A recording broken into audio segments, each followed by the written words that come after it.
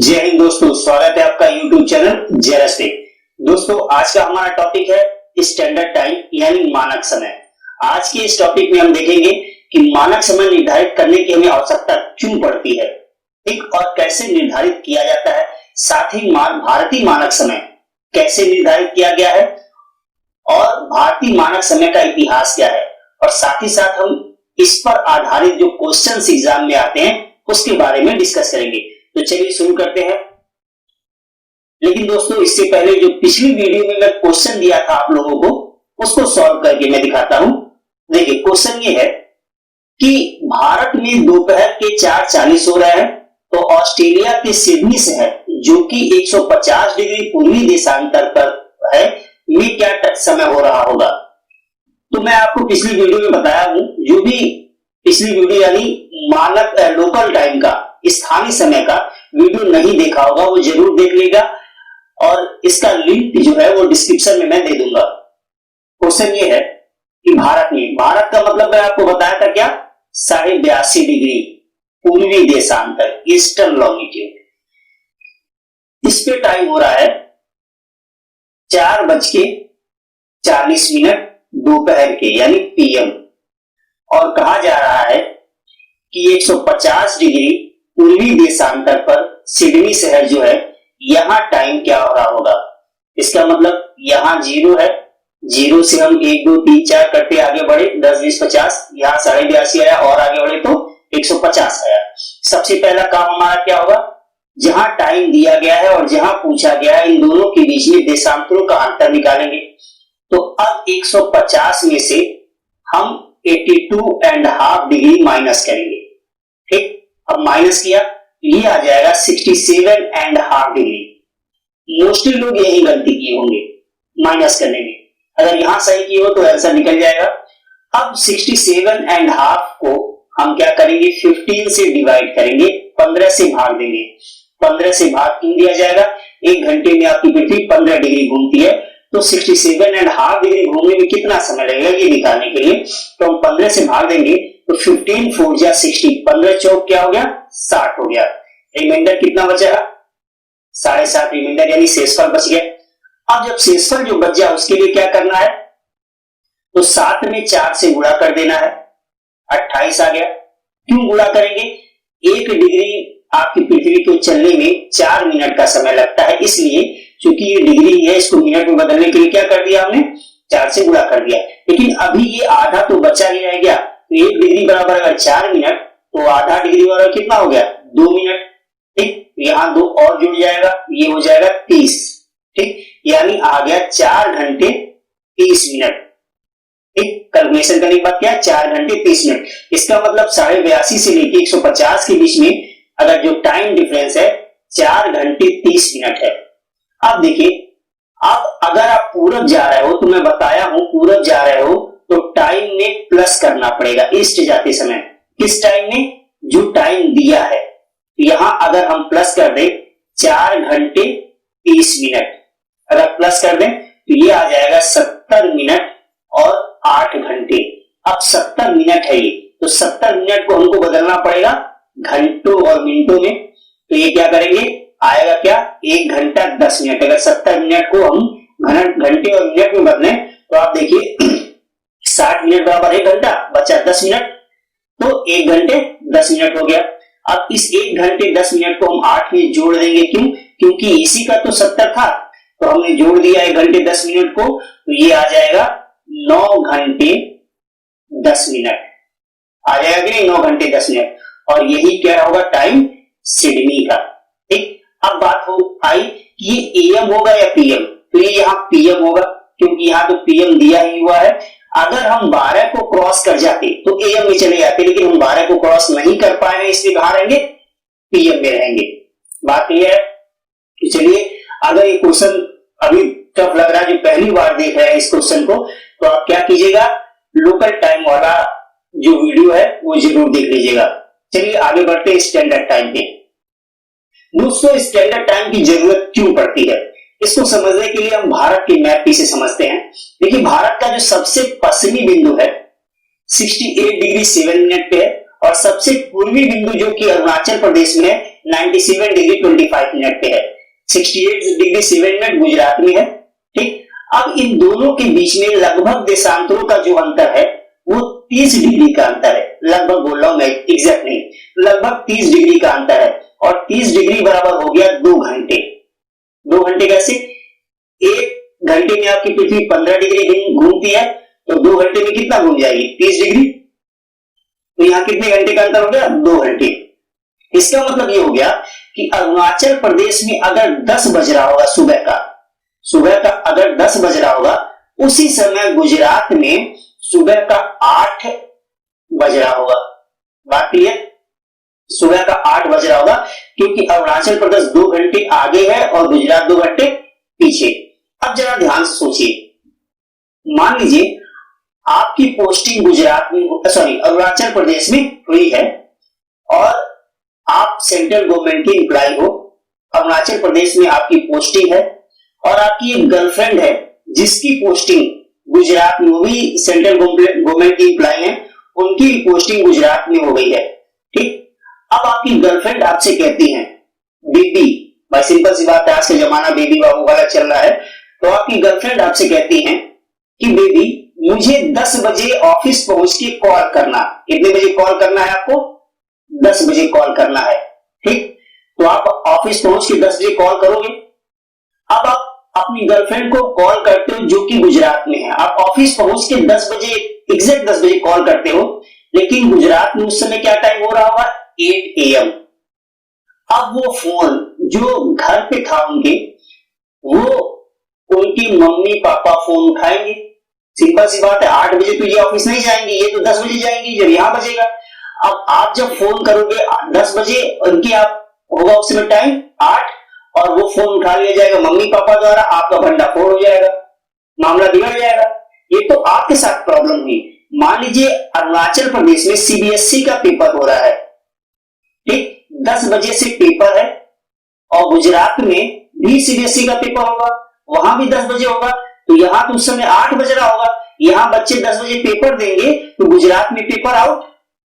इसके अलावा आप देखिए कि यहां पे जो कर्मचारी हैं, वो कर्मचारी अपने गुजरात के कुलीग को कॉल कर रहा है किसी काम के लिए। अब वो 10 बजे कॉल कर रहा है और यहाँ 8 बज रहा है, तो यहाँ का कर्मचारी तो ऑफिस आया ही नहीं होगा, यहाँ का एम्प्लॉय तो ऑफिस में आया नहीं होगा, घर पे भी 8 बज रहा है तो नाश्ता वास्ता करके आने की तैयारी कर रहा होगा। तो ये सारा मामला क्या हो जाएगा? गड़बड़। इसलिए क्या करना पड़ता है कि एक स्टैंडर्ड टाइम डिसाइड किया जाता है, और ये ऐसा टाइम होगा जो सभी को मैनेज कर पाए। तो भारत सरकार भी आपके बेबी बाबू वाली प्रॉब्लम को समझ रही थी, इसलिए एक मानक समय निर्धारित की। ठीक, और उसने एक लाइन ड्रॉ की, जो लाइन खींच रहा हूं, एक लाइन ड्रॉ कर लिया और कहा इस लाइन पे जो टाइम हो रहा होगा वो अरुणाचल प्रदेश में भी माना जाएगा, वही टाइम गुजरात में भी माना जाएगा, वही टाइम पूरे भारत में माना जाएगा। यानी अगर यहाँ पे 9 बज रहा है, ठीक, तो आपके अरुणाचल प्रदेश में भी 9 बजेगा, आपके गुजरात में भी 9 बजेगा, आपके साउथ इंडिया में भी 9 बजेगा, हर जगह यानी क्या होगा? 9 बजेगा। अब आपको कोई प्रॉब्लम नहीं, आप अपने बाबू को फोन करोगे 9 बजे, तो 9 बजे फोन उठेगा, मम्मी पापा के हाथ में नहीं जाएगा, बच्चा पेपर देने जाएगा तो सही टाइम पे पेपर देगा, आउट नहीं होगा पेपर। बात क्लियर हुआ? तो इस तरह से टाइम डिसाइड कर लिया गया। बात क्लियर? अब ये कैसे डिसाइड कर लिया गया, इस पे थोड़ा बात कर लेते हैं। देखिए, भारत का सबसे पश्चिमी बिंदु 68 डिग्री 7 मिनट पे है और सबसे पूर्वी बिंदु 97 डिग्री 25 मिनट। तो 68 degree 7 minute plus 97 degree 25 minute, इन दोनों को जोड़कर 2 से डिवाइड जब करेंगे तो आ जाएगा 82.5 डिग्री।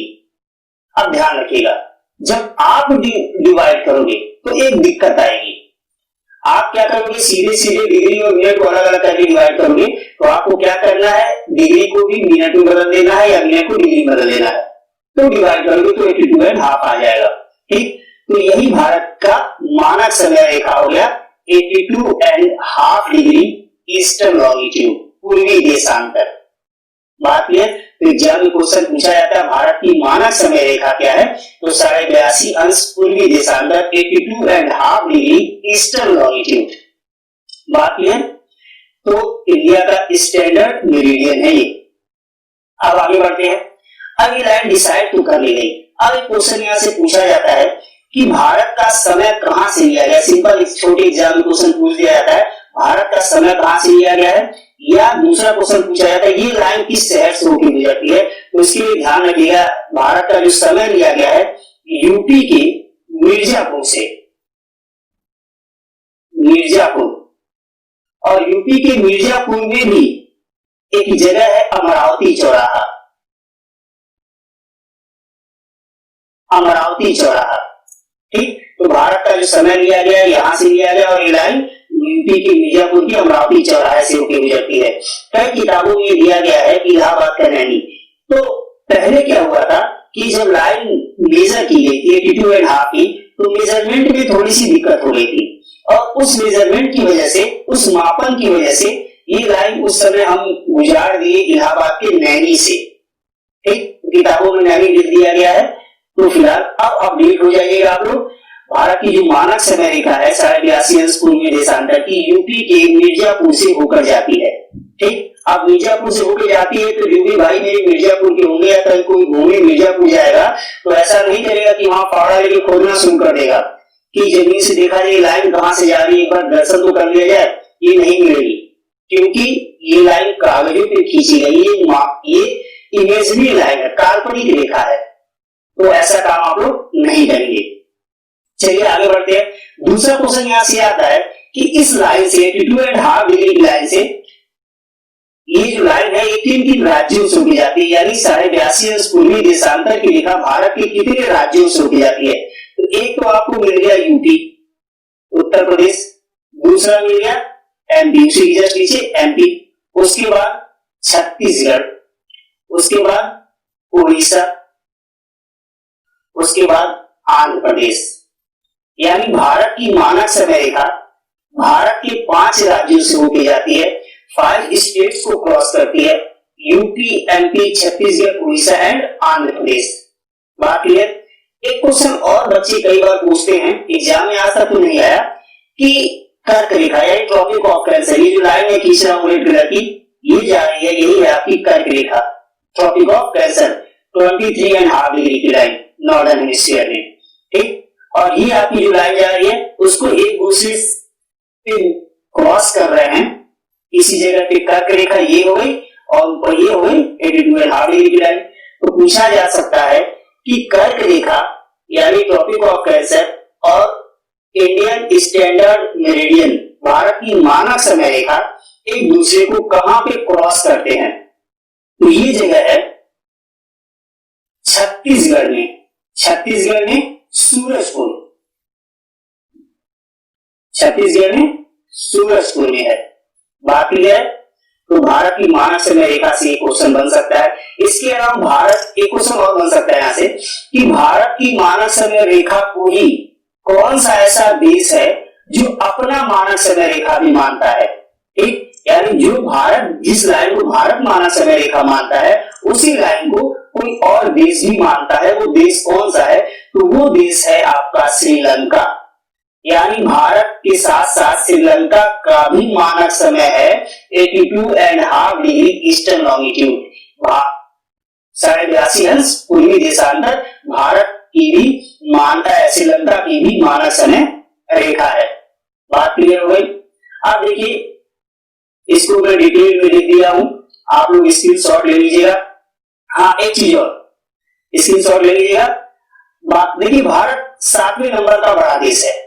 ठीक, तो भारत में एक मानक समय रेखा से काम चल जाता है, लेकिन जो छोटे देश है, मान लीजिए ये 0 की लाइन और ये 15 डिग्री की लाइन, अब इसके बीच में कोई देश है, ये किस लाइन को मानेगा? तो ध्यान रखिएगा, जो भी लॉन्गिट्यूड लाइन 7.5 से डिवाइड हो जाती है उसी को ही कोई भी देश अपना मानक समय मानता है।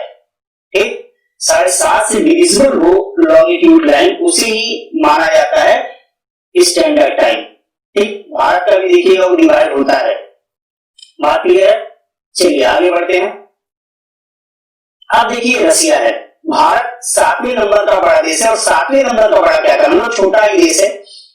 अगर रसिया जैसे देशों से तुलना करें तो रसिया देखिए इतना बड़ा देश, अगर आपसे बात करूं, देखिए ये पूरा इधर रसिया, इधर ये रसिया, इतना बड़ा रसिया देश है। अब बताइए रसिया में इस भाग में जब सुबह हो रहा होगा तो उसी समय यहाँ पे क्या होगा, मान के चलिए शाम हो रहा होगा, ठीक, जस्ट इमेजिन। अब यहाँ सुबह के मान लीजिए 7 AM हो रहे हैं, तो इसका मतलब इस जगह पे 7 PM हो रहा होगा।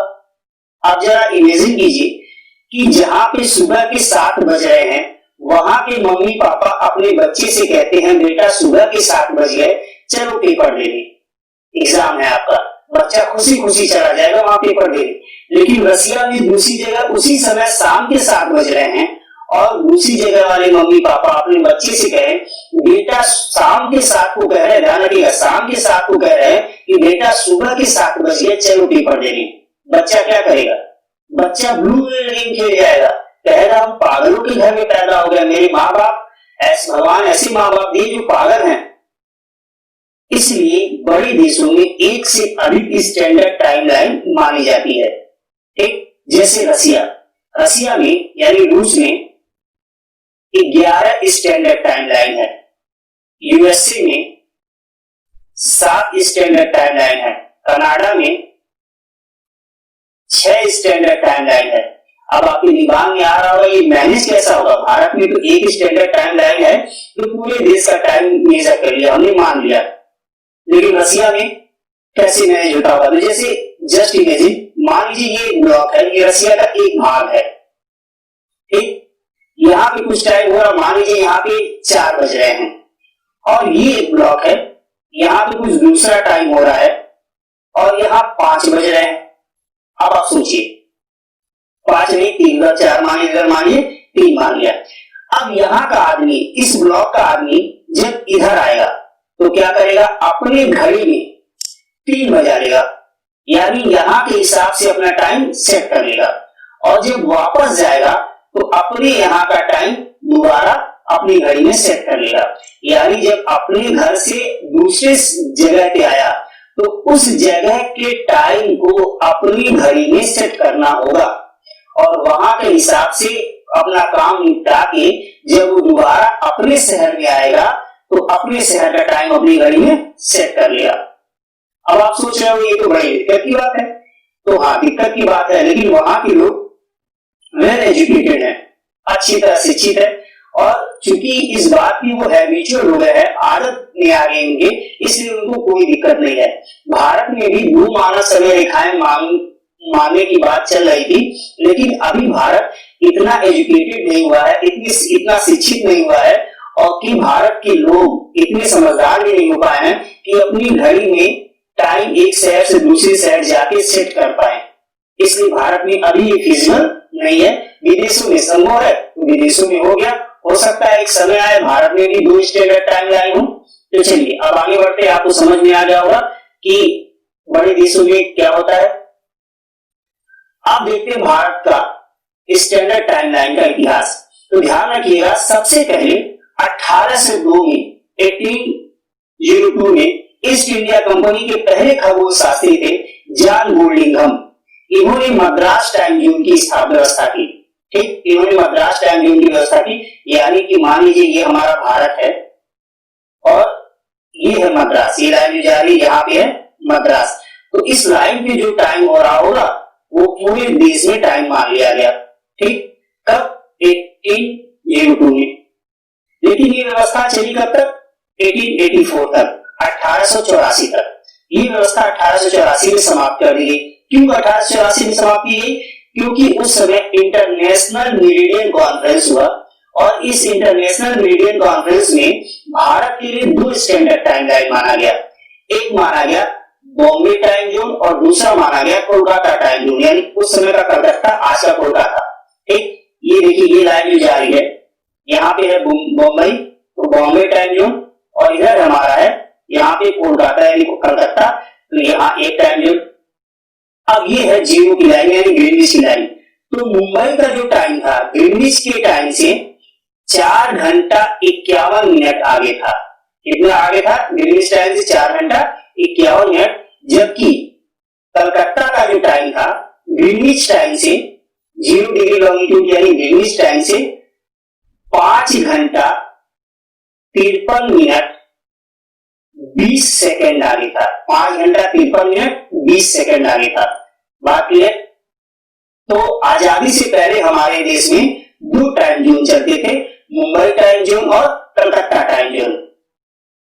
ध्यान रखिएगा, ये एग्जाम में क्वेश्चन पूछा जा सकता है। इसके बाद 1 सितंबर 1947 को पूरे भारत में एक टाइम जोन की स्थापना की गई। ठीक कब? 1 सितंबर 1947 को। और वो टाइम लाइन थी हमारी 82.5 डिग्री ईस्टर्न लॉन्गिट्यूड, जो आपको बताया हूं मैं अभी भी कि भारत की मानक समय रेखा का है 82.5 अंश। पूर्वी देशांतर ये कब निर्धारित किया गया, कब इसको चुना गया, कब लागू किया गया? तो 1 सितंबर 1947 को। और आपको बताया हूं ये कितना आगे है भारत, ये ग्रीनविच से 82.5 डिग्री भारत का जो है वो ग्रीनविच से कितना आगे है? तो ये है 0 और ये है 82.5 डिग्री पूर्वी देशांतर। अब अगर आप इसे 0 से कैलकुलेट करोगे, ठीक, तो ये आ जाएगा 5 घंटे 30 मिनट आगे है। यानी कि 0 के अगर दोपहर के 2 बज रहे होंगे तो आपके देश में शाम के 7:30 बज रहे होंगे। बात क्लियर? तो भारत का जो टाइम स्टैंडर्ड टाइम है वो ग्रीनविच टाइम से 5.5 घंटे आगे है। ये रहा हमारे देश का इंडियन स्टैंडर्ड टाइम का इतिहास। आशा है ये वीडियो आपको पसंद आई होगी, तो इस वीडियो को लाइक कर दीजिएगा, चैनल को सब्सक्राइब कर लीजिएगा और इसी के साथ आज के सेशन को हम समाप्त करते हैं।